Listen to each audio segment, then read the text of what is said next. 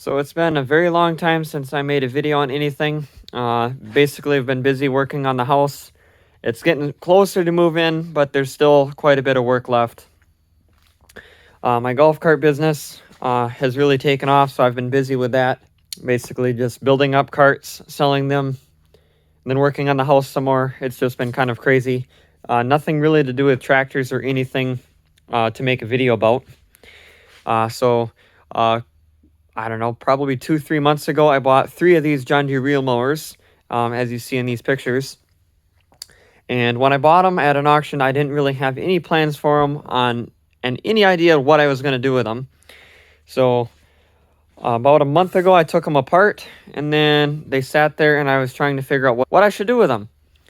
So I decided that, I've always wanted a wheel loader, just a miniature one that's 4-wheel drive, and, pretty heavy duty, not going to fall apart on me. Even though I have absolutely no use for a mini wheel loader, because we have so many loaders and stuff like that here that I don't know what the purpose of this whole thing is. But I've always wanted one, so I guess here it is. So I'm going to start at the front and then work my way to the back and explain it. I wanted to do a video from when it started with just this articulated piece. But I didn't know how it was going to turn out. I didn't know if it was going to turn out, but I'm just going to explain it here, which is mainly what this video is going to be about. So once again, if you saw a bunch of my other projects, has a motor right in the wheel on each side. So this is very strong. You could pretty much pull a house over with this setup. So they are hooked so that it's kind of like a differential. So if you held one side, the other side will spin, type of thing, so it makes it easier to steer. Those are hooked basically in series with the back, but I'll get to that here in just a second. I have some mounts here for the loader. So I'm going to have just a pillow block bearing mounted on here with an axle going across, and then the loader is going to pivot on that. Got a hydraulic cylinder here for the power steering. I'm hoping that, I have it hooked, so that, if you go right, it goes right. If you go left, it goes left. Otherwise, I'll have to switch these 2 hoses around. I just guessed, so 50-50 chance on that. 1/4-inch thick plate. This is part of those reel mowers the seat was attached to. So that should be plenty strong to basically take any load that is in the middle. These pieces here where it actually articulates, which is going to be pretty hard to do one-handed. There, I steered it so that you can see a little bit better. These pieces here where it articulates is actually left over from the building. They just send a bunch of extra stuff and you don't need it. So I used 4 of those on here. So if I push it back, you can see a little bit more. I'm probably going to upgrade this bolt because it's only 1/2 inch and it probably should be a little bit larger than that. And then, of course, the orbital valve, which is also from the reel mowers. Pretty much all the hydraulic stuff on here came with this stuff. Then that comes back. Hydraulic pump.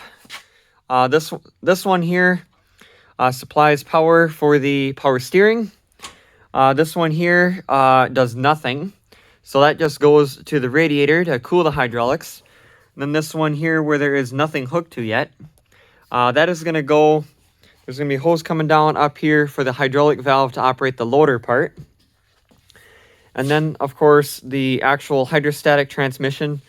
I have a pedal rigged up. I don't really like it because sitting up here and just testing it out going forward and back, I was actually getting my foot stuck on reverse. So that's a safety hazard. So I'm probably going to saw this part off and then weld a new piece coming over here, just to give my, the user's foot a little bit more space because it is pretty cramped. Now the actual hydrostatic unit itself and how this works, it could go, the flow will be opposite depending if, forward and reverse. But it comes from the pump, goes through this hose here to the back, which depends on, which wheel has more traction, just like a differential on a normal axle. It'll let you steer and everything like normal. But then it comes out this side, just has 2 different motors, independent on each wheel, just like the front. So it goes in here, comes out on this side, goes through this sketchy thing that I welded together, and I put JB Weld on it, so hopefully it doesn't leak. Goes through that hose, all the way through here to this side here. and then it goes through there, flows out this side, then comes back, and then goes back to the pump here. So originally this would be just 2-wheel drive, and then this side here would be just hooked to here. But instead of this motor being hooked to the pump, it just has, just in the middle of that, everything in the front. So it's still going to have a differential from right to left, if that makes any sense. So when you make a sharp turn, it's not going to want to like skip, like, you know, if 4-wheel drive, what it does. But it's still going to have 4-wheel drive, and it'll work like it has 4-wheel drive, which something like a loader is kind of important to make it useful for anything. But I think that pretty much sums it up. I think I explained the radiator. This is just going to go back to a reservoir. Don't know what I'm going to do with the reservoir yet. So I have this huge, like, it's like, I think it's like 1.5-inch hose. That's got a hook to the bottom. So I got to have this as a return. And then whatever I have up here for a hydraulic valve is what I'm also going to have coming back for a return. So there'll be 2 returns, and then 1 suction line, and then it's got to be, I don't know, probably 2-3 gallons in size to be enough to operate the loader.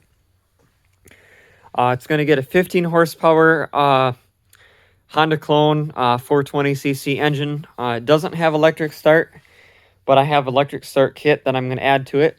So I'll have to make engine mounts once as I get that. But anyway, the next thing I think I'm going to do here is I'm going to work on the floor.